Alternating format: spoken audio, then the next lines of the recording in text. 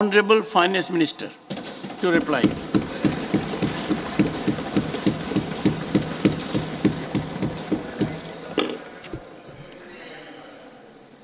Thank you very much, Chairman, sir. What began as a short duration discussion on the economy, because of the interest which honorable members have shown, have lasted 3 half days. And 60 honorable members have spoken during this debate. And I'm indeed grateful for the various issues that have been discussed, and certainly some concerns and questions which have been raised. I'll try to address them. So even as I begin talking about the short duration discussion held in this House, I'm tempted to start the discussion from a mention outside the House first. Interestingly, it comes from a member of this House about the economy. Shri Jairam Ramesh had mentioned that in all probability there will be a discussion, something to the extent of saying we've been asking for these debates in the previous sessions, but the government has not been willing. We've never been hesitant about talking about the economy. In fact, every time there's been a request to discuss about issues, specific issues related to the economy or the larger one, we've always come in. I thought I'll just draw his attention, other than the usual budget discussions, budget speech discussions separate from the finance bill, we've always yielded. Economic situation in the country in November 2019 was a discussion held. And similarly, prices of essential items, 2nd August 2022, we had an elaborate discussion. So we've never hesitated to have discussion on the economy. And I thought I'll just put that record straight, sir. Sir, I'd like to begin by speaking about how the Indian economy fares in comparison to what is happening all over the world. Honorable members are aware that our second quarter growth has been very high. It's the highest in the world, and we continuously maintain that momentum of being the fastest growing economy. During the same quarter, July to September 23, the third and the fourth largest economies of the world contracted, sir. Germany contracted by 0.4%. and Japan contracted by 2.1%.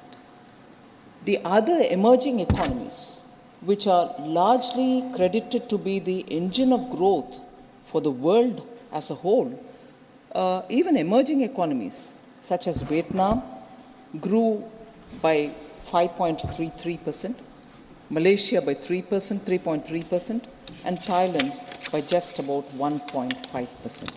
So when you compare all these developments around the world, and for India to have reached 7.6% in the second quarter is a very significant number that we cannot afford to miss. In just last 8 years, sir, India has become the 5th largest economy from being the 10th largest in 2014. So just in these last 8 years, we have reached the 5th largest in size. Sir, the activities are all across the economy. It's not as if one sector is doing well and on the back of that, because the temptation is to say that the services sector, particularly given the fact that the service sector in its software services and the newly coming in global capacity centers and so on, gives us the feeling, and also because the contribution of the service sector to the GDP is very high, touching almost 60%, there is a temptation to think, is this growth on the back of only one sector, whereas it's not. All sectors are growing, and growing significantly for us to notice it. So because of the Make in India program, and also because of the Prime Minister's production-linked incentive schemes, the manufacturing sector is also now significantly contributing to the economy. The manufacturing sector has registered the highest growth of 13.9% in Q2 of this year. Now, if that is one other point that we would like to notice, there is this emphasis that I like to place on the Purchasing Managers Index. Manufacturing number itself is 13.9% growing, but the Purchasing Managers Index in November 23 was 56, which is in the expansionary territory. Now, PMI has been in the expansionary territory for more than 29 consecutive months. So the sustained growth of manufacturing is very indicated by that. Now, again, a comparison for the manufacturing sector is comparatively, if you're looking at the major economies, including that of the United States of America, Australia, Eurozone, Brazil, China, and South Korea, they have seen a contractionary manufacturing PMI. Let's not miss this point, because all developed countries are all showing in their PMI, the Purchasing Managers Index, a contractionary terrain number.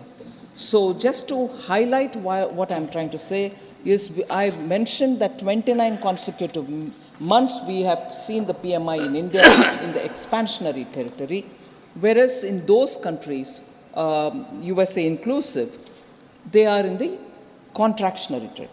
Now, I'll just read the October and November 23 numbers. For USA, it is just 50 in October, 49.4 in October, and 49.4 in November 2023.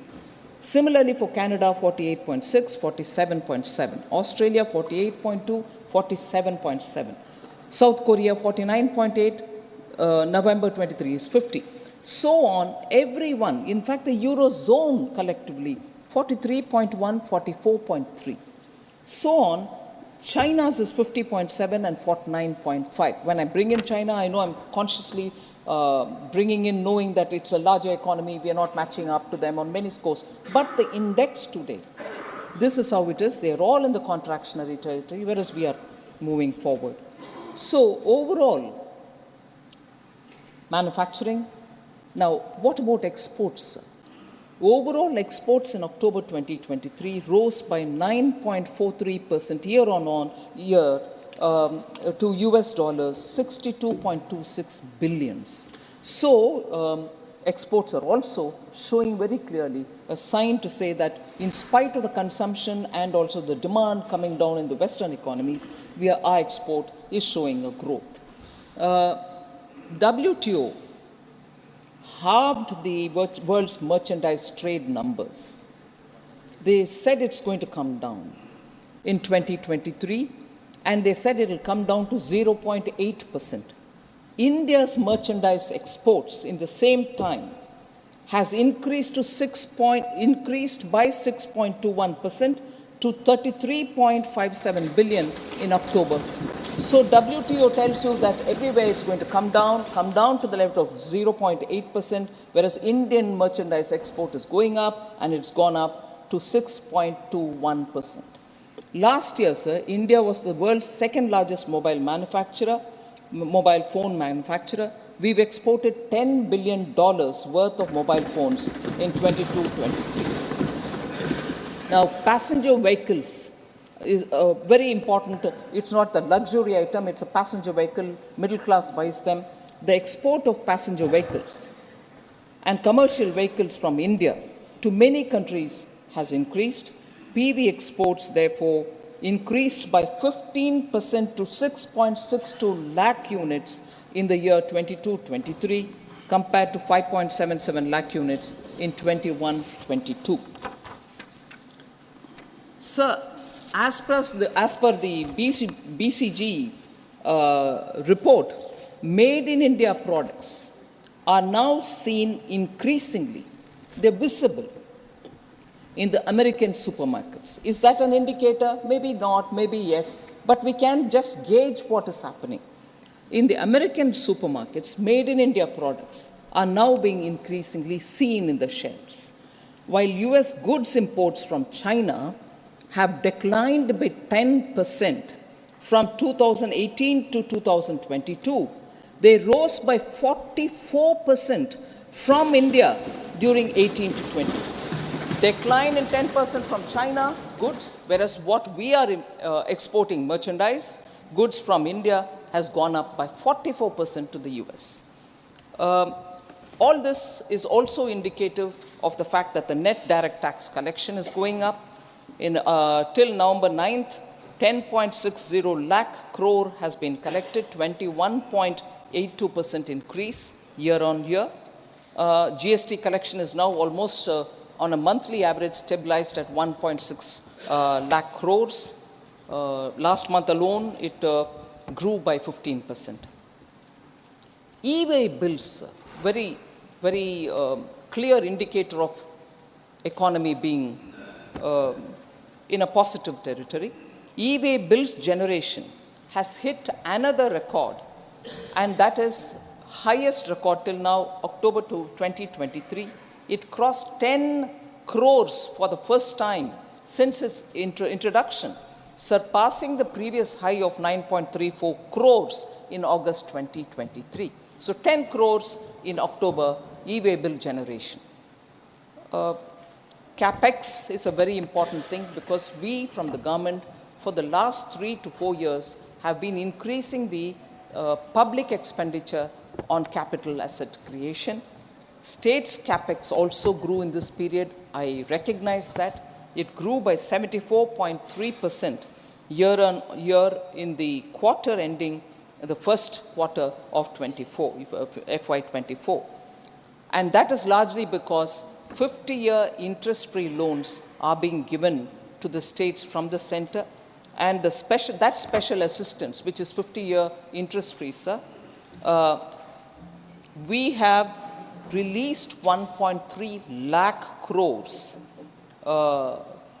We've made a provision of 1.3 lakh crores in the budget of 23-24. So that is also making states spend a lot more in their capital account so that capital expenditure, infrastructure building gets a priority. All this has been recognized by even some of the global media who normally don't write much in appreciation of what is happening in India. But I would like to say that I'm sure the honorable members would have read the Wall Street Journal, S&P Ratings, Bloomberg, all of whom, while speaking very well about the Indian economy, sir, refer to the reform measures undertaken by the honorable PM, taking his name. I would like to say this. Prime Minister Narendra Modi's efforts, this is quote, Prime Minister Narendra Modi's efforts to outrun China and transform India's economic model into one driven by manufacturing rather than consumption are creating a tailwind for infrastructure and heavy industry companies. So this observation coming from media houses, particularly those who observe the Indian economy at this time, surely gives the feeling that it is all across the board, the development, the kind of buzz which is around the economy. There can always be some points which I'll certainly come to some honorable members raising issue of, it's actually not reaching some parts of the ground, what is not reaching or this is not reaching. I'll come to addressing that. But the point on which all of us can take immense pride is something which I list out very quickly. I'm not going to spend much of our time. Where have we reached the topmost position in the world? Where are we in the second position? Where are we in the third position? I'll just list out those items and we'll know that this is across the board for all of us to feel extremely proud of, because this is an achievement the people of India are contributing towards this country.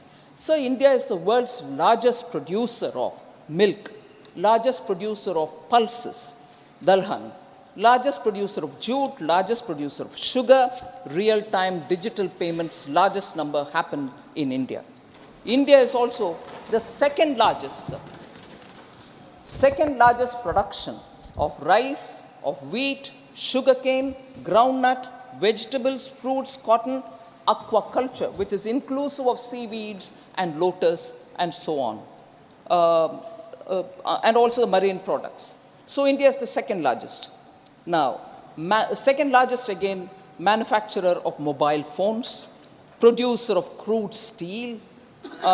In 2022 alone, sir, India alone registered an increase in production, while Japan, China, Russia, and US all witnessed a drop. They are the major producers. They see a drop in production, and we see not only see a growth, but we've reached the second largest producer status. Coal producer, second largest. Aluminium producer, second largest. And also, India is the second sought after manufacturing destination globally, and this is because of a research which comes from Cushman and Wakefield. So the third position, I'll stop with the third, but then, and also one more on the fourth. Third position, sir, India has reached the third position in being the biggest producer of fish and fish products, fish-related products. 8% of global production happens here.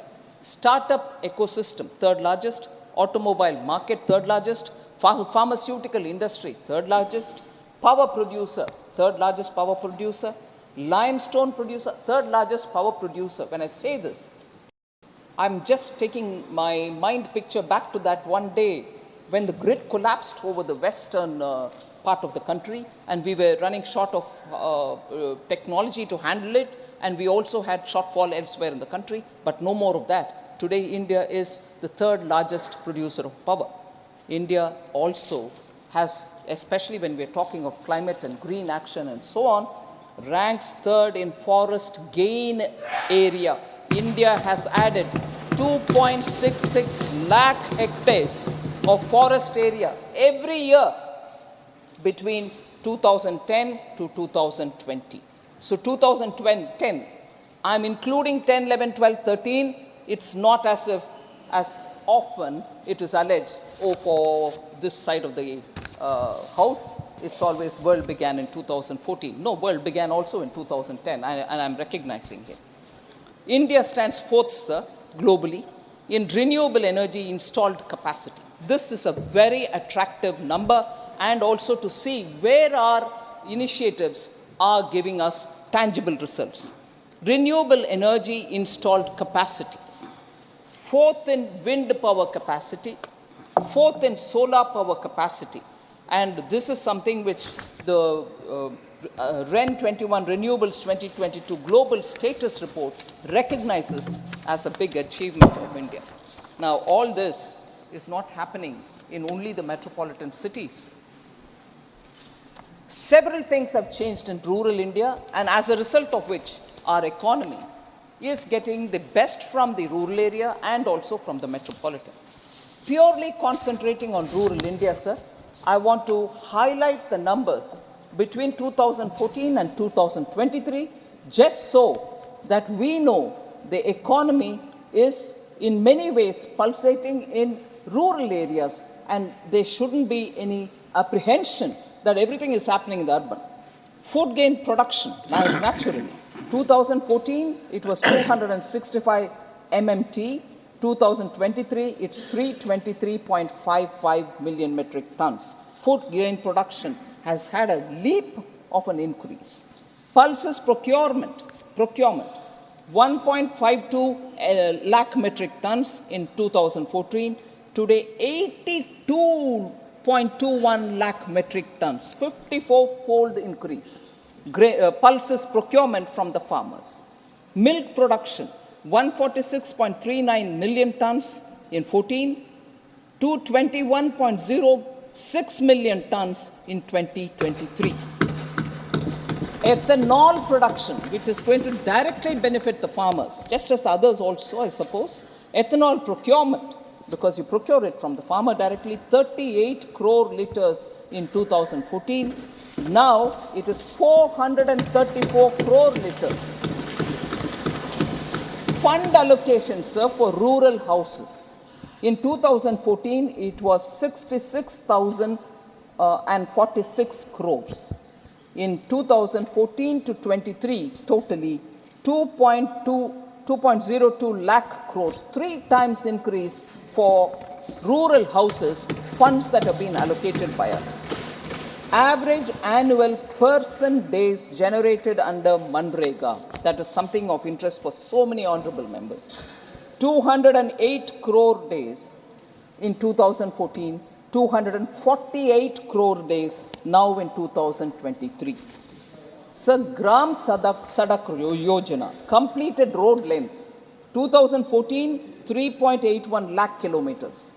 Now, 6.21 lakh kilometers, 2.40 lakh kilometers have been added on to the total which existed earlier. Agriculture budget, 2013-14, 21,933 crores. Now it's 1,25,036 crores, 5.7-fold increase. MSP payment for wheat, again this and the MSP payment for paddy going directly to the farmer, 2006 to 14, 2.39 lakh crores, whereas what is gone for wheat now between 2014 and 22 is 4.52 lakh crores. The MSP payment for paddy is even more striking. 2006 to 14, 3.09 lakh crores were given for the procurement of MSP payment which were sent to the farmers. Between 2014 and 22, 10.06 lakh crores have gone to the paddy farmers for MSP. So these are indicative that it is not one sector, it is not just the urban areas.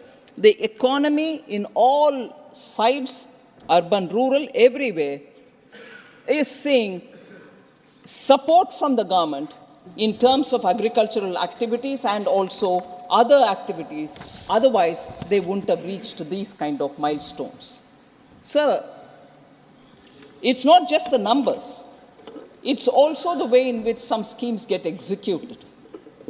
I want, for the sake of honorable members, to do a comparison between schemes which existed earlier and schemes that we are implementing, and to show how the execution of these schemes are making a difference to the common man's lives. Sir, Jan Dhan Yojana is something which we speak very often for financial inclusion. There was a scheme called Basic Savings Bank Deposit Accounts, a scheme which was launched in 2005. In nearly 10 years of that scheme, after being launched in 2005, in 2014, 10 years afterwards, there were 24.3 crore this Basic Savings Bank Deposit bank accounts which were opened. That account, which was opened for these poor people, had no facility for a debit card, had no overdraft facility, and also no insurance coverage. Suppose this person who gets this account dies in after opening the account, there is an insurance payment. None of these provisions existed in that scheme. Whereas under NDA now, Jan Dhan Yojana, which was launched in 2014, and in 10 years, I'm comparing that 10-year set of 10 years and here 10 years, in December 2023, 51 crore Jan Dhan accounts have been opened. Compare the 24.3 crore, which had no other highlights, whereas here with the highlights. What are the highlights here? KYC have been made easy, debit cards and UPI payments have been made, 10,000 rupees overdraft without collateral is provided for that account, and accident insurance cover is also provided. So, just want to show that looking at a recipient, the beneficiary who lives in the village, who needs financial inclusion, not just opening of an account, but also coverage, and also for him to do his business further with working capital. This scheme and that scheme, I just want to highlight. So in a way, I'm going to call these Naam Ke Vaste scheme, which existed earlier, find life now and actually reach the right kind of target in the beneficiary's name. So BSBD accounts Where naam ke vaste. Pension, again naam ke vaste. Launch it, forget it. Swalamban scheme launched in 2010. 2010. In 5 years, they had 29.42 lakh accounts opened. That is, in 2014, they ended up with only 29.42 account. Now, Swalamban scheme is what is Atal Pension Yojana, launched in 2015, 8 years only, and in 8 years, I'm comparing that with this, 5.95 crore subscribers have come into this scheme. 20 times more than Swalamban. Again, a Naam Ke Vaste's program, until brought in and then left where it is. But if you invoke something here, they will say, oh, we've launched it, you don't credit us. Credit we will, but this is the performance. Jan Aushadhi Kendras. Jan Aushadhi scheme again was launched in 2008, sir. And in 2014, they had only 80 stores, 80 stores. In 2000, that scheme got continued. December 2023, sir, 10,000 stores have been opened in Jan Aushadhi. Where is 10 and where is this? And in the 10,000, now we've said we'll take it further to 25,000 Jan Aushadhi. In the Jan Aushadhi Kendras, the common people, I go visit Jan Aushadhi Kendras and talk to the people who are buying medicines there, check up with them whether the claim that in many cases the prices are less by 66%, 72%, 89% in some other are true or not. And people tell you what they're buying. 1,800 medicines are available, more than that, but I'm rounding it off. 1,800 medicines are available for the common citizen. Blood pressure, fever, seasonal illnesses, sugar, everything. And 2,000 plus equipments are also available there. So, I want to say again, another Naam Ke Vaste scheme, Jan Aushadhi scheme, has become meaningful for the common citizen, and this is how far it reaches. Another Naam Ke Vaste, sir. Rashtriya Swasthya Bima Yojana, launched in 2008. It ran 5 years till 2014. How many BPL families were provided any kind of insurance cover? 3.85 crores. And what was that cover? 30,000 per annum was the cover given. Ayushman Bharat, launched in 2018. By December 2023, 27.89 crore individuals have been provided health insurance cover, and that is 5 lakh an annum per family. Again, a Naam Ke Vaste. Another Naam Ke Vaste, sir, housing. Indira Awas Yojana, launched in 1985. 1985 to 2014, 29 years it ran, sir. 3.25 crore rural houses built. 3.25 rural houses built. PM Awas Yojana, launched in 2016, comparable. In 8 years, sir, both Grameen and urban put together, we have 3.6 crores of houses built. 29 years, 3.25 crore. 8 years, 3.6 crore households. Naam Ke Vaste. Now, sanitation, again, Naam Ke Vaste, one scheme. Nirmal Bharat Abhiyan, launched in 2009. 5 years till 2014, sir, 38.7% rural sanitation coverage was provided. I remember, I can't see him now, Professor Ram Gopal Yadav, who I respect a lot and who had a lot of, most of the time he intervenes to ask about what's happening in the ground, is there any difference? So his concern, I do take cognizance of, he spoke. I want to use this one data, there's also more which I'll use to answer his concern. Swachh Bharat Abhiyan, launched in 2014. Now, 2022 data, 95.4% of surveyed houses have access to toilets. 95.4%. So, tap water connection. Again, a scheme launched in 2019. There's no a particular scheme with which I can exactly compare.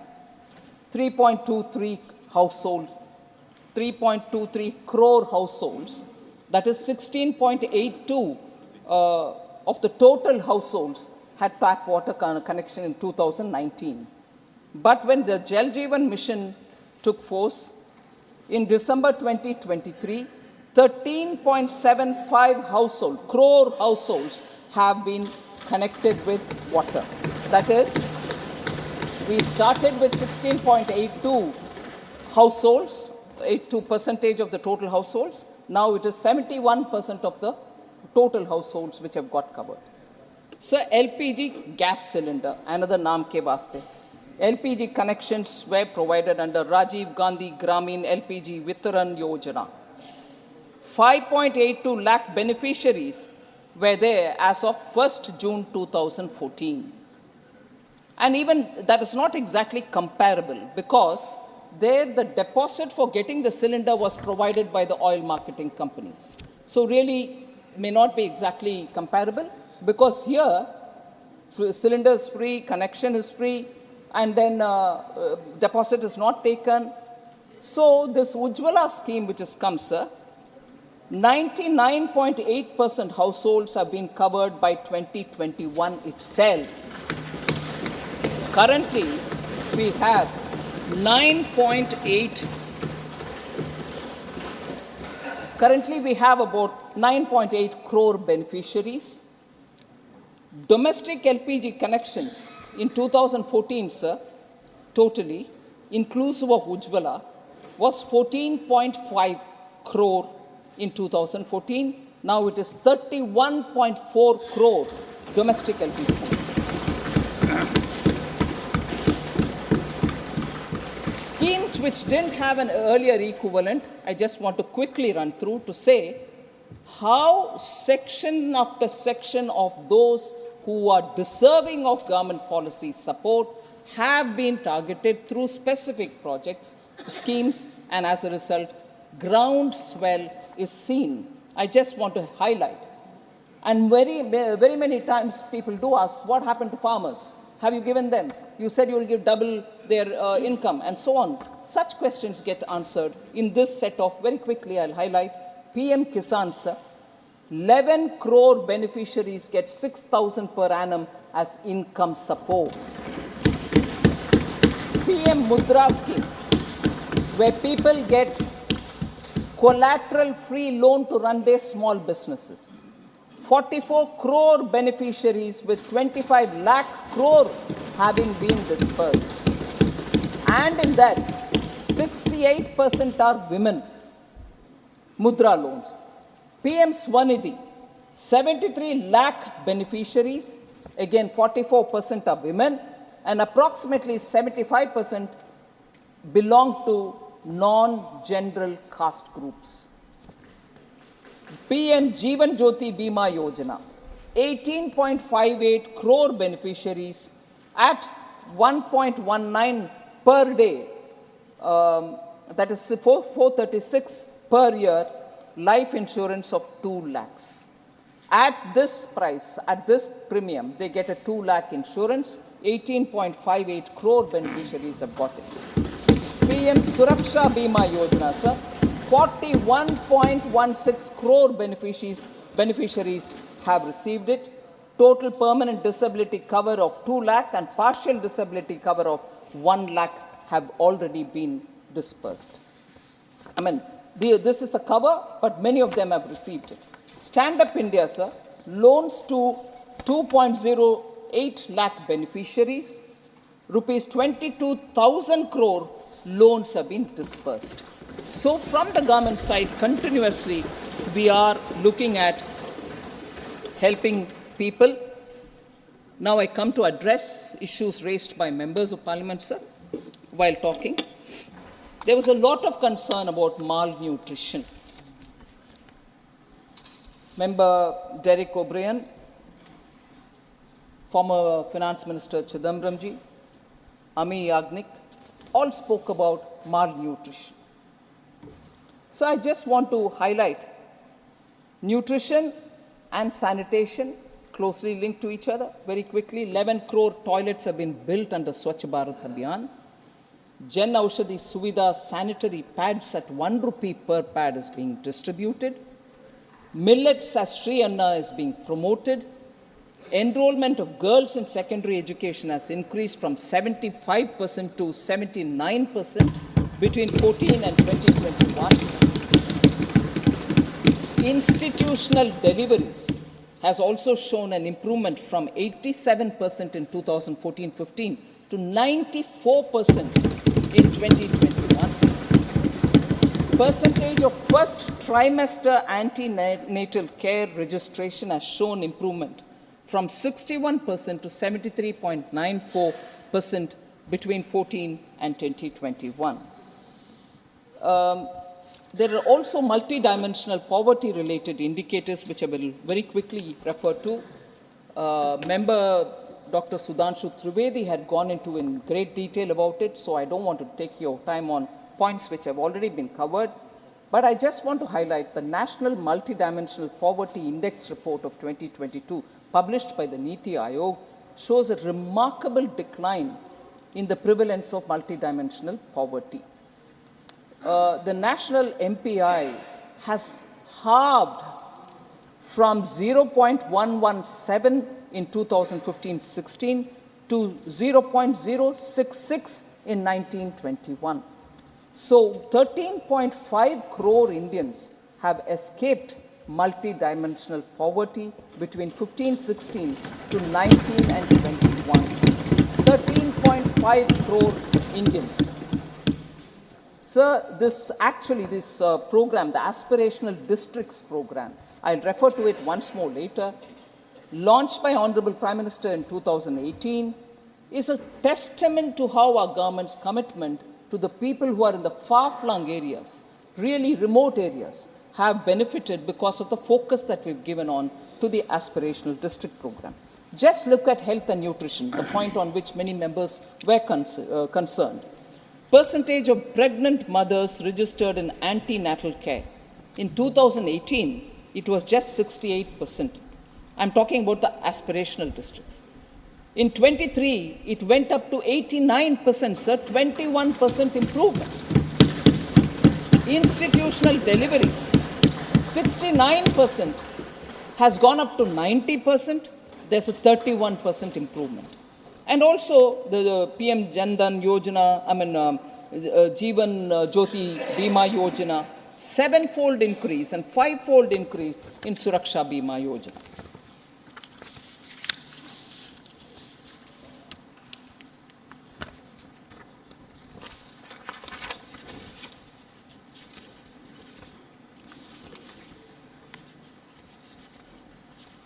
So my appeal is nutrition and nutrition-related issues, health, any case being both with the center and state, is something on which all of us will have to work together. Party-driven politics may not help the situation, it can only aggravate. Just as in women's issues, particularly law and order related to women's issues, I keep saying we should not politicize it. Because once you do that, your number versus my number, but the person who's suffering remains wherever she is, wherever he is, particularly in nutrition-related matters. So I was tempted to bring in one aspect of how, in what we think, and maybe data also shows, in a state like Kerala, nutrition, education are all very well taken care of. No, wait a minute, I didn't complete. I knew you will come back. Now, you may not be very pleased with what I'm going to say. Thanks to the one generation. Yes. 1 century old. So, when we don't need to politicize, sir, we can always exchange about the good work done here, the good work done there, and so on, with an understanding that all of us will have to work together for taking it further for better days. But if you are so concerned about nutrition under Modi, that's why it's bad, I'd like to say not very long back in 2018, there was this very sensational case from Kerala of a tribal young man begging for food and was killed. Madhu. So politicizing doesn't help. I don't want to say more on it, but I have the proof, sir. I'm not, it's not a fictional or it's not a story that I'm creating here, but that's truth here. Yeah, I'm also coming up with the data. And that's why I want to say, let's not politicize issues of women, nutrition, education. It's a subject where both center and state has responsibility. If Modi has not given money, you ask me, but Modi has not stopped you from giving nutrition to your own tribal people. Madhu wouldn't have died if that literate and very respected state, God's own country, which I love a lot, which I respect a lot, wouldn't have died if that state had taken care of it. So, that's okay, one Madhu. That is why I'm saying no point in politicizing, all right? So, yeah. All right, all of you all had your turn to speak. Let me reply now. Sir, member is not here. Normal rule earlier used to be don't reply to members who are not here. I'm not sure whether I should do it, whether I should stick to that, but it is a very important point. Honorable Finance Minister, Sir? some of the members have sought my leave, that on account of a commitment they will not be here. That's fine. So, response needs to be imparted. Response Needs to be imparted. imparted. Because Thank the you very honorable much. members, in all fairness, have sought my leave, that they would That's not fine, be able to be here, and therefore I'm sure Thank you that very is much. required. Thank you. I just want to highlight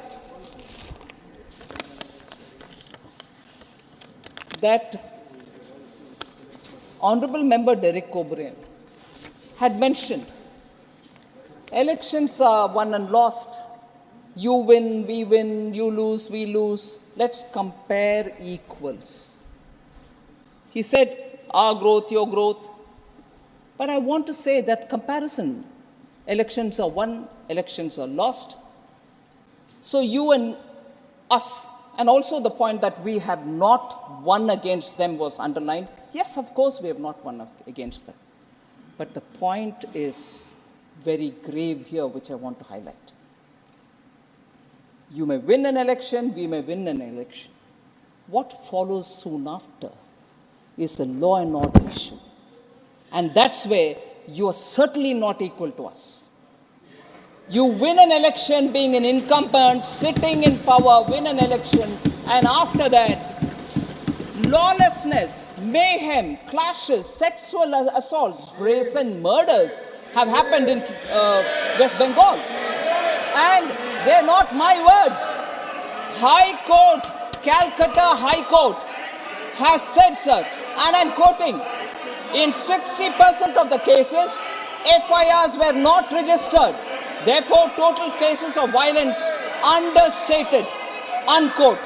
This is the Calcutta High Court's observation. So what is the comparison? I win, you win. We all win means my cadres, ordinary citizens are at risk. They get raped, they get murdered, their houses get burnt. So don't you compare. Don't you compare. Honorable Finance Minister, Honorable Finance Minister, will lay the High Court judgment on the table. Sir? You will authenticate the High Court judgment. Of course I will, sir. Please. Of course I will. Thank you. Sir, the incidents are such worrisome incidents, sir. So this very house, which periodically talks about women's welfare, women's law and order related issues, that is where I start telling, if we start politicizing women's issues, malnutrition, and about children, there is no end. I can point a finger, they can point a finger, no end to it. But look at the gravity. 4th May 2021, 60-year-old woman was gang raped in Kejuri in front of her 6-year-old grandson while her daughter-in-law was beaten up. So you win, I win, sir? You win and I win? May 21st. May 21st. I don't mind, I'll hear. Sir, I'm happy to sit down. I can happily sit down. Ma'am, I'm responding to you. I'll sit down.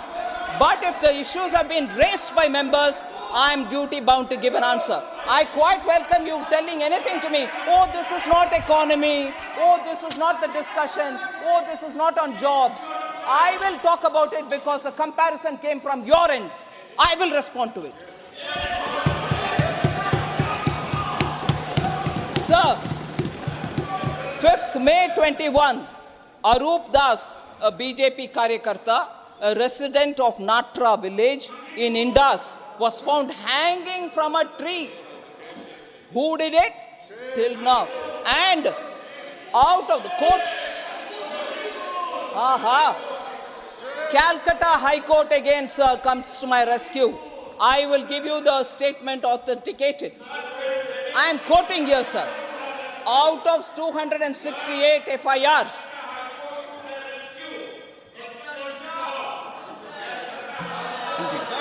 sir, I heard all members speak.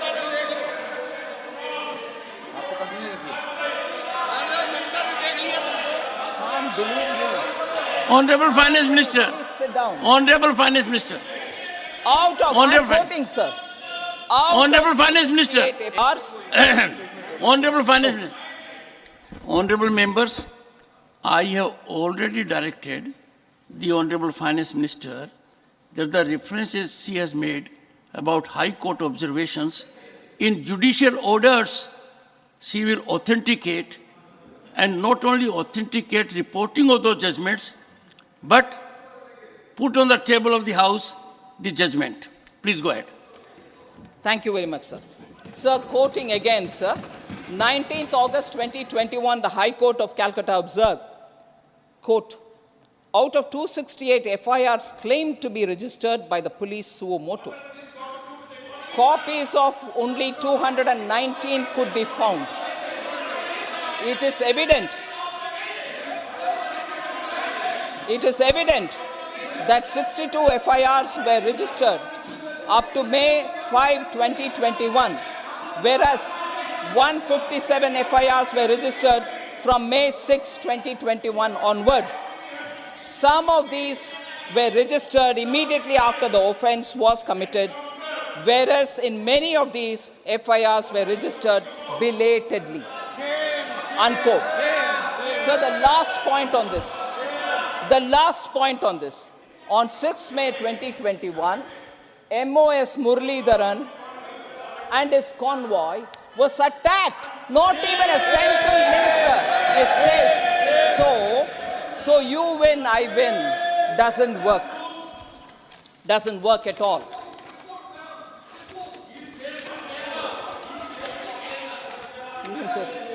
All right. Sir, I'll come to responding to some of the observation made by Honorable former Finance Minister. And if you'll allow me, if you'll indulge me with a light-hearted banter, if I may use.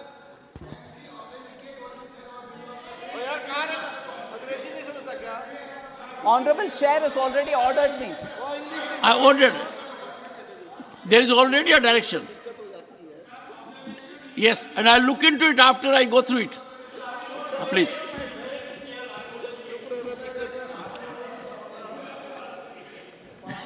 Ma'am, you were saying something in light-hearted manner. Sir, if you'll indulge me. Please do that. We need it. Sorry? Light-hearted comment. Sir, I'm very serious. Sir, it was a bit surprising, sir. It was a bit surprising, and it was also uncharacteristic, I would say, to see the former finance minister, who's very senior, highly educated, was in the prestigious Harvard University even in 1968 when I was in primary school. But he wholeheartedly concurred and sort of rode on the arguments provided by Derek O'Brien.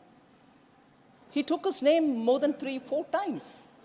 Hang on. I've sought the permission of the House.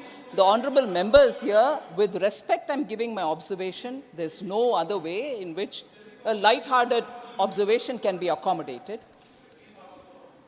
I started thinking, was it an attempt to placate the All India Trinamool Congress to come and attend the ... alliance because they seem to be hot and cold? What is it? I didn't understand, because much before you could come to talking about the economy, that happened. And I said, oh my God, now this is all between All India Trinamool Congress and Congress. The dotted alliance needs them, and they seem to be saying hot and cold. Take it. Oh. I had the occasion to make a reference to Mr. Derek O'Brien's name on 3 occasions.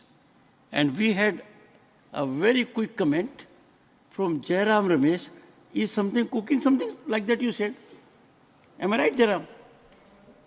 When I took name of Derek O'Brien 3 times on a particular day, the record shows it, you made a comment. Similar kind of comment was made. So no comparison with you, sir. But sir, I just want to say, no, come on. I sought his permission for a banter, right? Thank you. So the former finance minister made a very linear comparison as to how the GDP has grown from 1991-92, 25 lakh crore, and then 50 lakh crore, and then 100 lakh crores, and so on, and then wondered if I will say that by the end of 23-24, India will have 100 lakh crore as the GDP.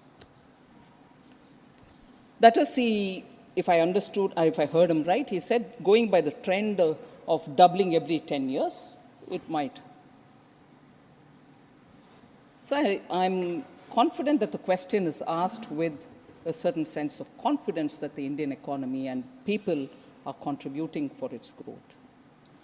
But I would only refer to one editorial which appears today in a paper.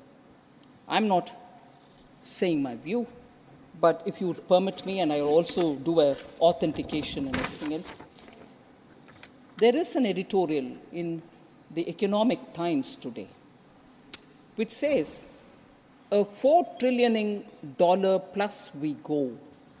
GDP expected to catch up in the coming fiscal. And goes to elaborate, and there's just one line that I'll read for the House, for the benefit of the House, and I quote, as India's GDP rises, would the market cap rise in tandem? Though there is no direct correlation, there could be significant wealth effects that provide tailwinds to the economy. Retail investors own 10% of the equity, about $400 billion, and their share has been rising. That should help consumption, which accounts for close to 60% of the GDP. So, linking that to the growth of the GDP itself, this write-up, which is an editorial in a paper, which is a pink paper, which observes the Indian economy, we get a picture and a probable answer to the former finance minister.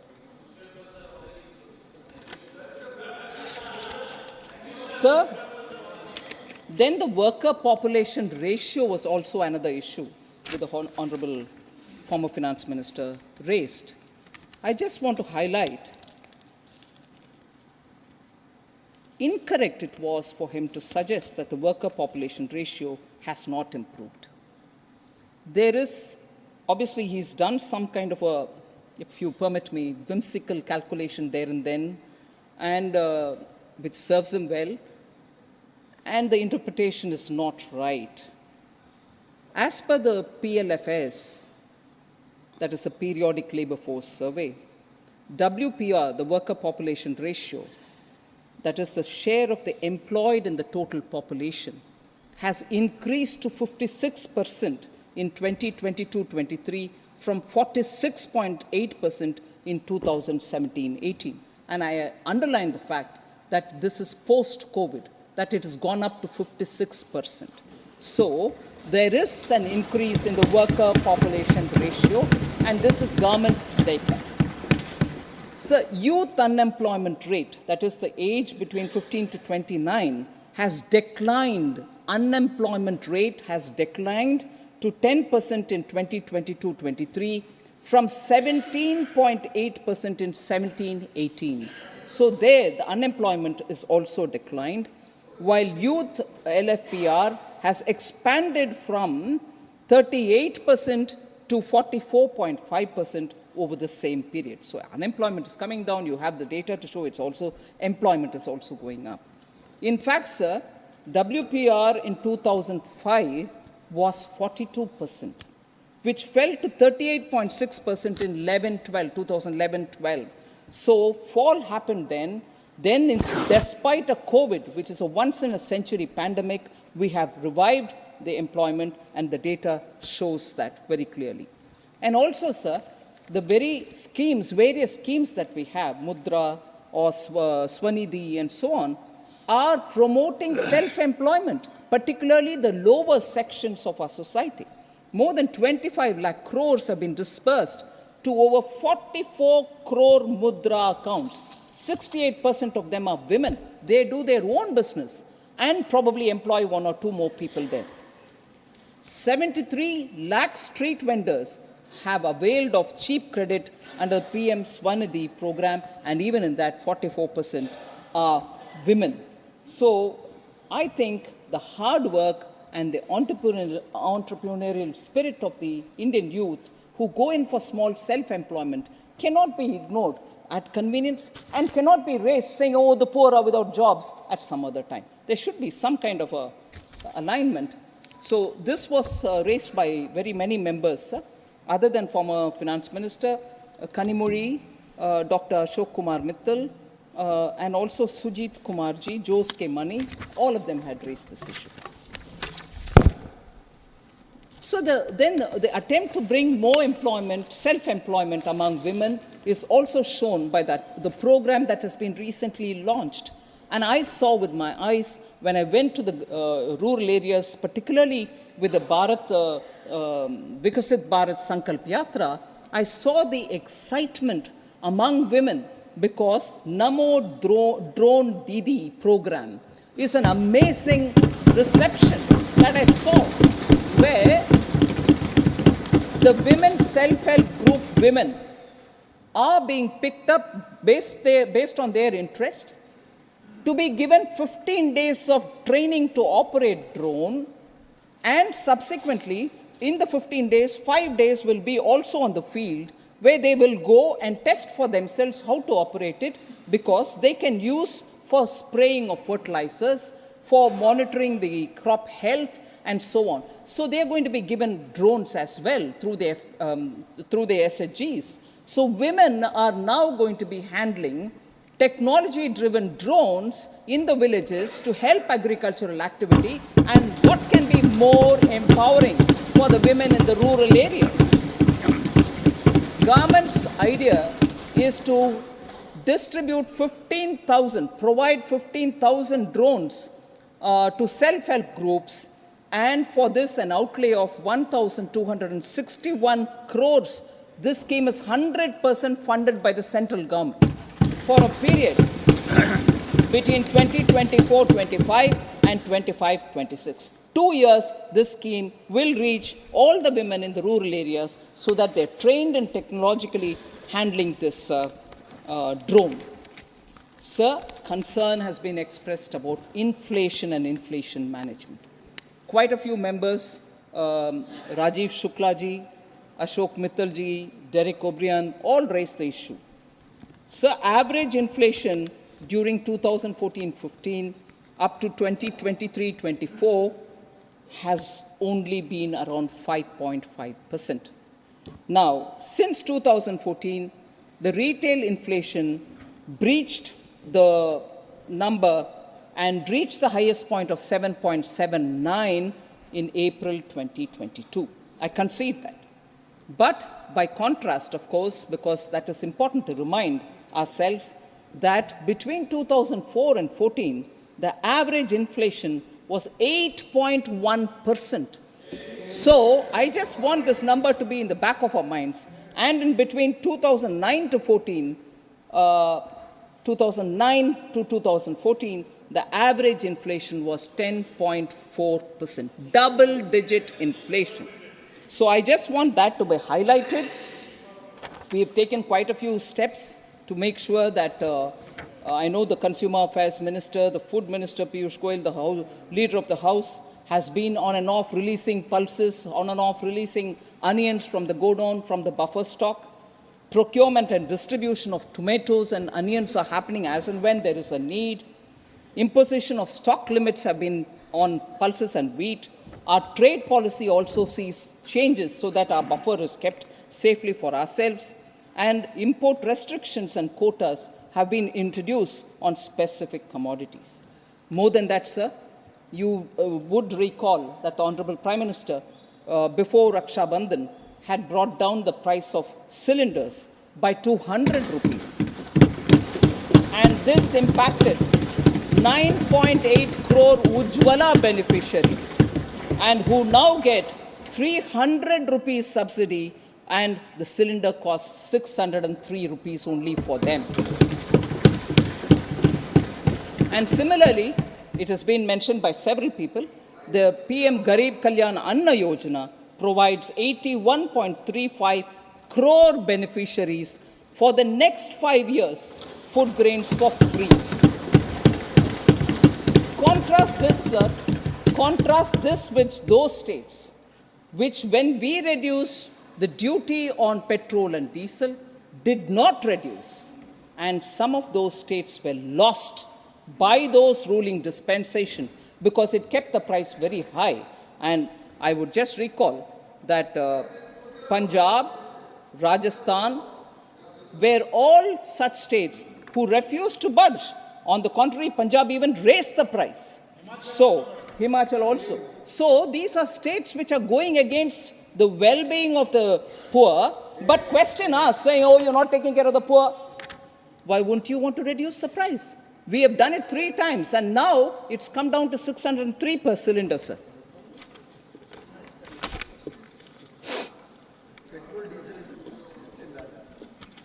That's right. Sir, and that is why people rejected them. Petrol and diesel being the highest price, sir, you come from Rajasthan, and in that state, the price has remained very high. Inflation as a result has been high. No wonder the people have rejected them.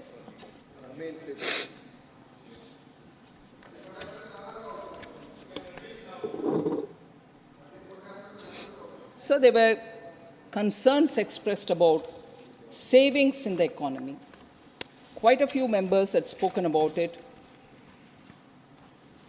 Household savings are also going towards asset creation. I want to bring that dimension in because it's important for us to recognize that when households do have some money in their hand, they also want to invest in assets such as having a own house. Then households added net financial assets of 22.8 lakh crore in the year 21, financial year 2021. Nearly 17.0 lakh crores in 22 and 13.8 lakh crores in 23. This can't, of course, be seen in isolation.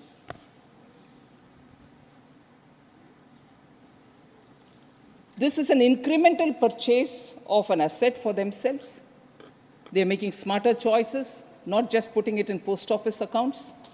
People are also now investing in the retail market.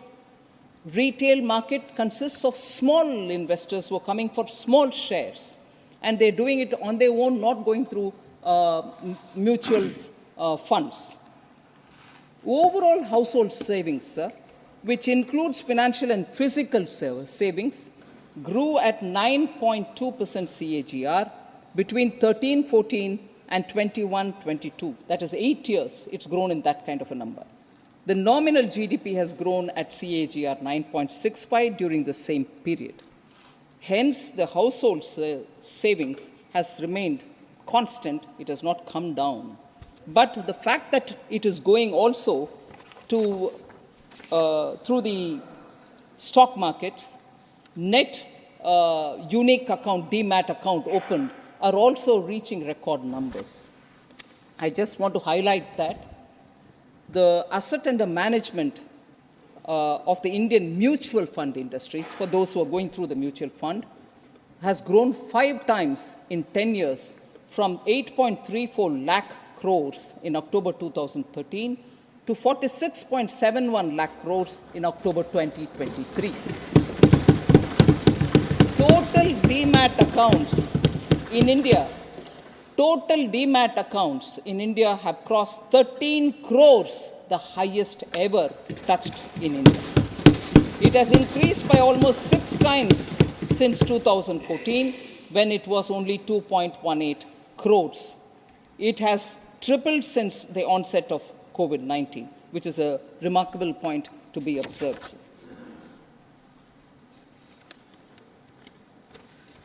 So there was also a lot of concern about US dollar strengthening against the Indian rupee.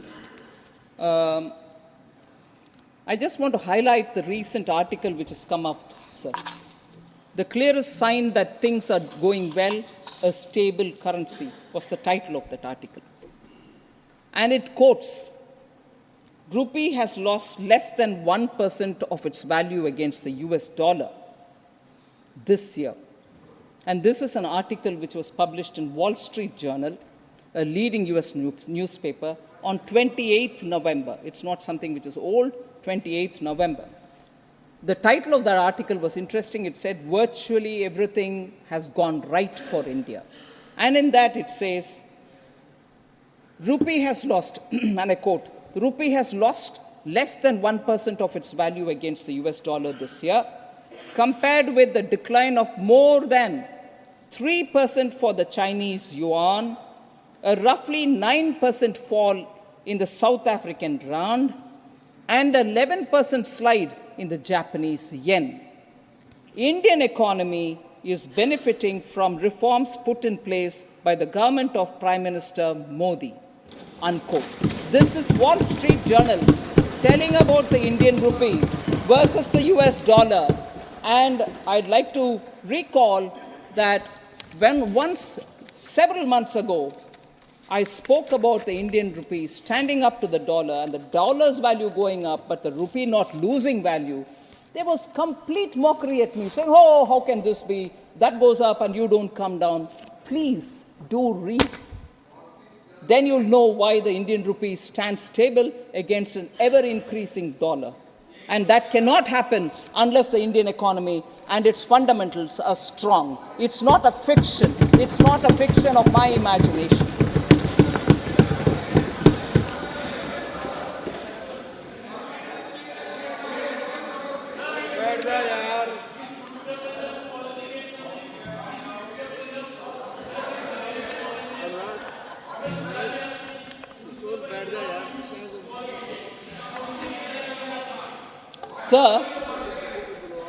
Sir, I will come up to something more on which John Britta's honourable member would have more interest about Kerala. I'll come to that. So reserve some energy for that. So the next question was about,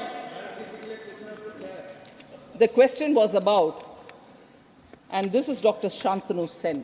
I'm not sure he's here, but, he's here, sorry. About why central government sends teams to inquire. Why wouldn't we release the funds in time?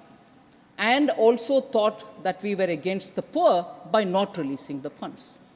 I just want to put some facts on record, sir. A central team was sent for an inquiry on January 22nd, 2019 to 2019, January 24th, 3-4 days. They visited about 6 gram panchayats. I'm just giving you this as one of the examples. This team visited 6 gram panchayats in 4 blocks in Purva Bardhaman and 7 gram panchayats in 3 blocks of Hooghly district, and a total recovery of 484.27 lakh was reported. 484.27 lakh was reported. Now, the state government after that sends a correct action taken report because that was sought from the state. and the action taken report says that the state government had deposited the recoverable amount from the state treasury. However, recovery has not been made in toto from each and every defaulter, which is not acceptable. It's a double whammy, if you ask me. Money has gone away from the treasury, God knows to where.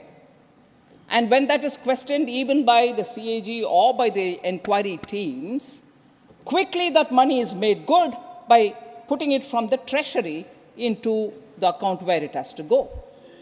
You're using the taxpayers' money to make good of leakage which has happened, and when the leakage is spotted, that money is not getting recovered.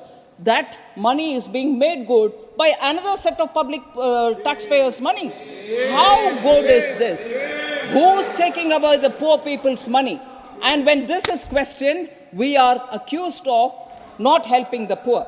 Sir, the action taken further says the action taken, such as FIR, disciplinary action against officials, dismissals, etc., are against very low-ranking panchayat level officers, and no case against the district level or senior officers has been made. Then, the other kind of thing which got noticed was existing work is getting shown as work done under Manrega. That work is already done and it is there. You're re-putting it under the Manrega account. Is it wrong to highlight it? This was double accounting. So, when you question us, saying you have not released money, you are sending teams. The teams are finding all this out. So, existing work gets fraudulently shown as work done under Manrega, and you also, even worse, sir, a state which had a long tenure of communists and who question everything done here should be questioning some things which is happening in Bengal. Private tea estate gets road done under Manrega, sir. Private property gets work done under Manrega. Communists couldn't even raise it. And when we raise it, hooray, how can you use Manrega money for doing a private laying of the road in a tea estate which is owned by a large tea estate owner? People talk to us about you only benefit one or two big companies. What's this, sir? What is this, sir? So, I want very clearly correction to be done in favor of the poor. Correction to be done in the name of using public money responsibly. And that is where we've been asking questions. And that is where answers which come don't give you complete answer. So I'm sorry, the teams have come. 19 is when they went. 5 years are going to get over. Now you keep asking us without correcting course. Is it wrong, sir, in this house to raise questions about public money? It's our business, all our business, to make sure the money goes to the right people, and that is why Honorable Prime Minister says adopt technology, use DBT, put it into the account of the common man. Doing that in the first few years, DBT gave us 2 lakh crore advantage in that pilferage was stopped.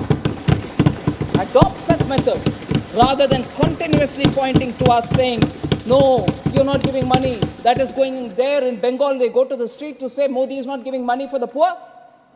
Who's not giving money for the poor? Leaked money is getting filled by taxpayers' money. Is that serving the poor? Sir. Sir, again, Professor Ram Gopal Yadav. Sir, Professor Ram Gopal Yadav and also Ajit Kumar Bhuyan, independent from Assam, have all been talking about private final consumption expenditure in the GDP. I would like to say it stands at 58.5% in 22-23, the highest since 2006-2007. The gross fixed capital formation, the share of the gross fixed capital formation in GDP stood at 34% in 22-23, again highest since 2013-14. So per capita income was also a matter on which questions were raised. I just want to say in rupee terms, I'll also give in dollar terms. In rupee terms, per capita GDP at constant price was 78,348 Indian rupees in 2013-14. It has increased to 1,15,746 rupees in 2022-23. Substantial increase in per capita at constant price. If any member is interested in knowing about the US dollar rate, per capita income was 1,438 US dollars in 2013-14. It has increased to 2,389 US dollars in 2022-23. So it's a 5.8% increase. India's rank in the per capita income was 147 out of 189 countries in 2013-14, which has moved up to 141st rank. From 147, we've moved up to 141.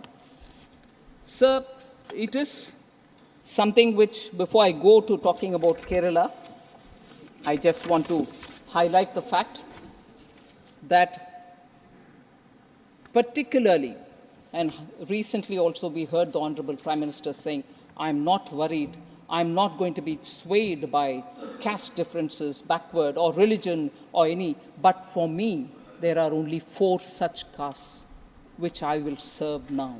And I've been serving them, I'll serve them further. And if I do that, across all castes, across all religion, people will get covered. So if you were to touch the poor and serve the poor, poor of all communities, poor of all castes, poor of all religions will get covered.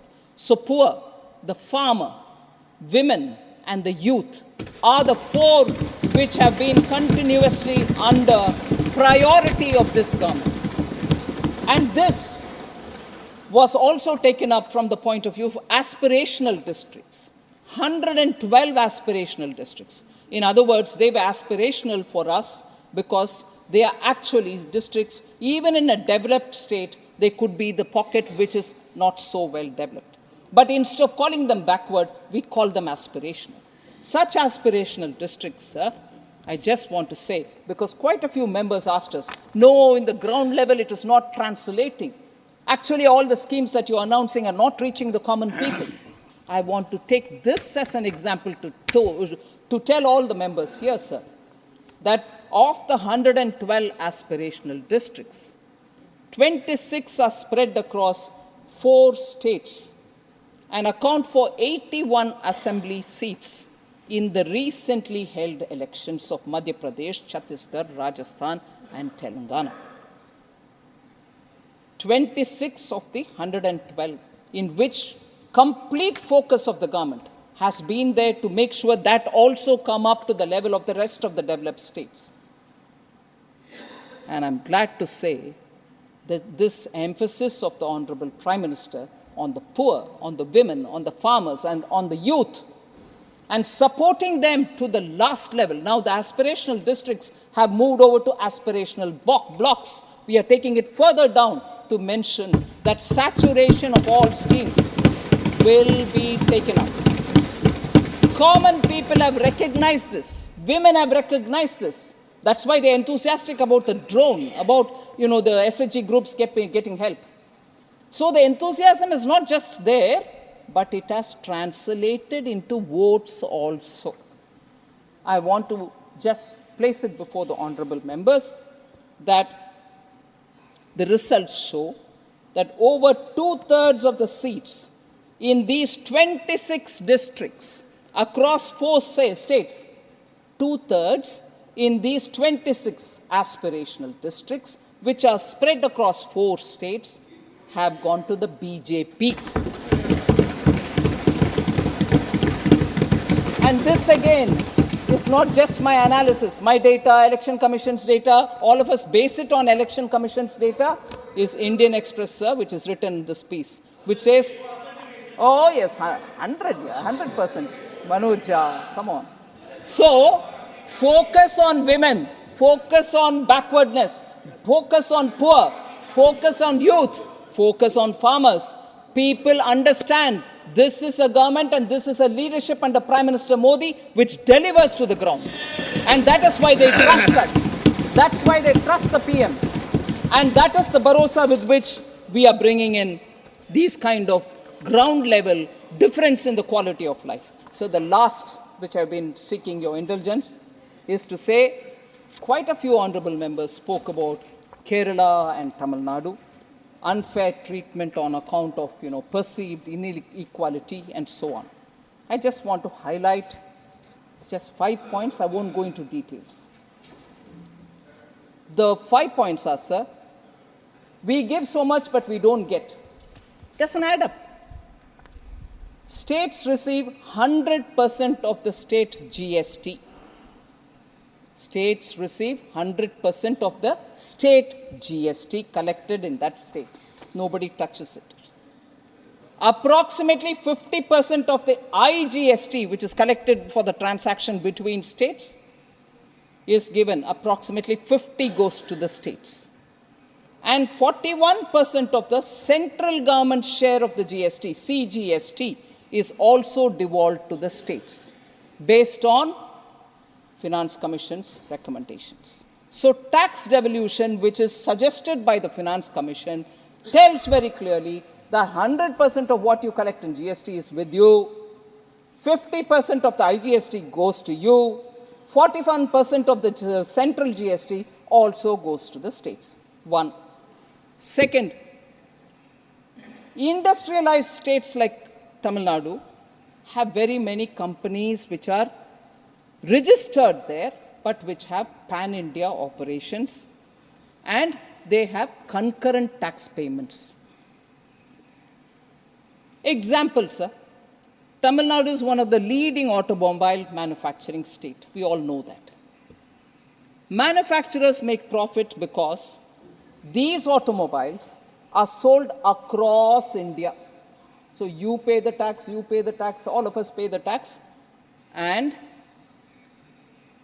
similarly, plantations from Kerala make profits selling their products to all over India. This explains why location of direct tax collection may not be fair and equitable principle, may not be on the fair and equitable, because the money comes from everywhere, but the tax is paid in the state in which they are registered. So if automobile companies are registered in Sri Perumbudur in Tamil Nadu and they pay their tax from there, it's not just that Tamil Nadu tax money is in it, all our tax money is in it. So when we say each state has, I've contributed this much, what have you given back? I want to say the tax is from all Indians, sir. Your company is registered there and you pay your tax. So let us think about it. Third, sir. Third,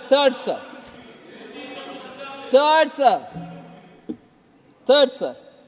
Sir, there's a proverb in Tamil. I just half heard John Britta's. I'm tempted to say it, if you don't mind. Tadukala panja, paayila paaiven. உனக்கு தமிழ் புரியும். தடுக்கல பாஞ்சா பாயில பாய்வேன். Meaning, I raise an issue and if you address that, I'll jump to the next. There's no end. I'm sitting in a tadukku, I raise issue about it, I answer that tadukku related issue, but no, now I've gone to pai, answer that. I mean, come on, tadukala panja, paayila panjinde irukano. So sir, yeah, I'll still answer your cess and your surcharge. This is answered n number of times in this house. But n number of times it will always be raised, like the other day, with your permission, I took a banter on Honorable Member Ami Yagnik, on the waiver written off. Permanent debate. It's been explained till the cows reach home, but we'll still explain it. I'm quite... No, don't worry. Write off and written off are grammatically different, that's all. So, that has been explained several times, sir, but I don't mind. With your permission, I'll do it any number of times. Sir, third. Ma'am, I think men agree more than women agree amongst themselves. No, it's a reflection. Huh? Have you ever agreed with me?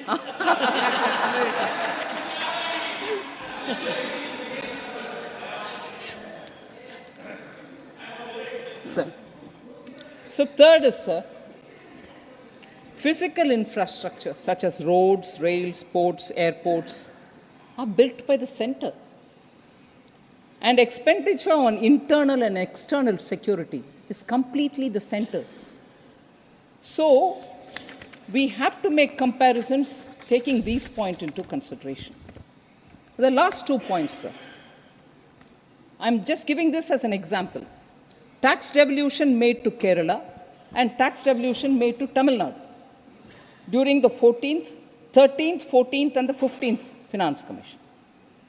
Kerala, sir, when that is 32% devolution, 13th Finance Commission, had 33,368 crores.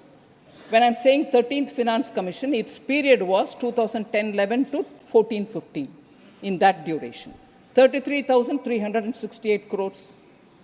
Then when the 14th Finance Commission submitted its report and its report's recommendation was accepted, just as soon as Prime Minister Modi took charge in 2014, and that 2014 report came into effect from 2015-16 to 2019-20. By that time, because the recommendation of the 14th Finance Commission was 42% will have to be devolved to the states, so the 32 became 42 in the tax devolution. 15th Finance Commission, it became 41 because of Jammu Kashmir becoming union territory. So 15th Finance Commission, it is 41%. And 15th Finance Commission term, which is running now 2021 to 25-26. So I'm reading the numbers for those three Finance Commission terms.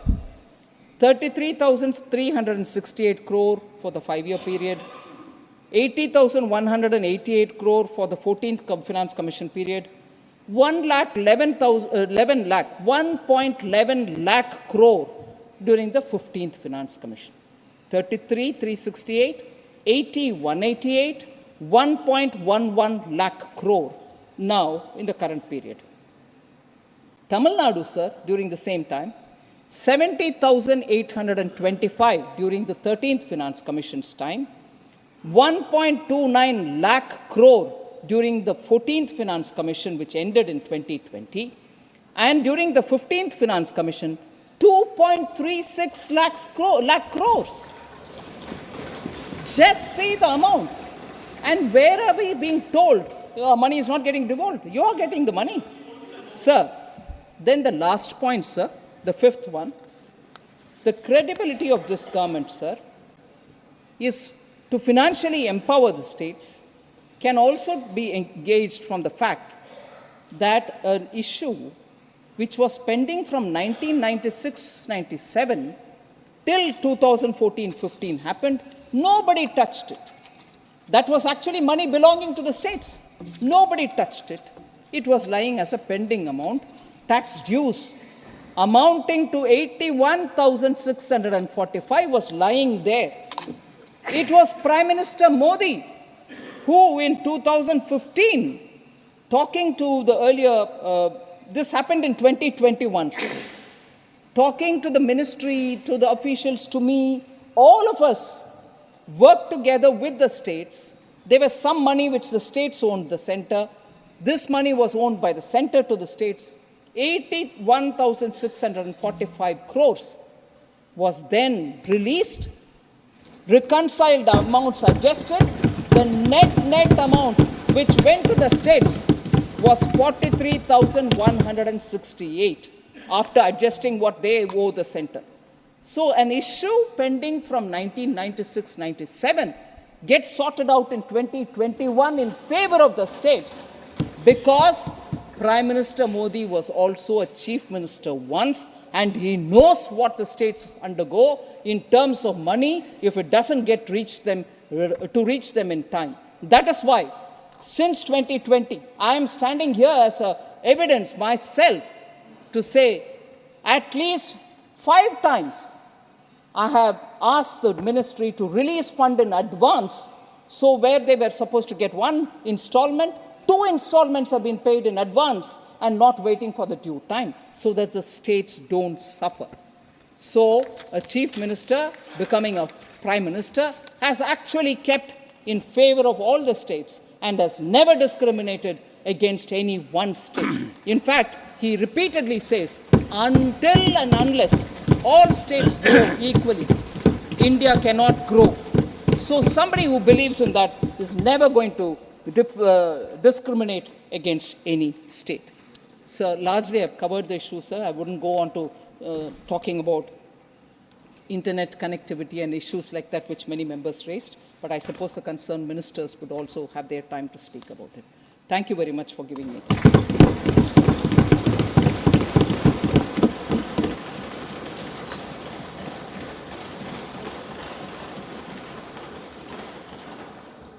Honorable members, it is already 5:30 p.m. Thank you.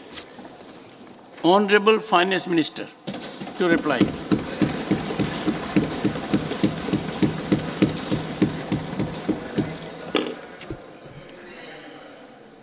So thank you very much, Chairman, sir. What began as a short duration discussion on the economy, because of the interest which honorable members have shown, have lasted 3 half days, and 60 on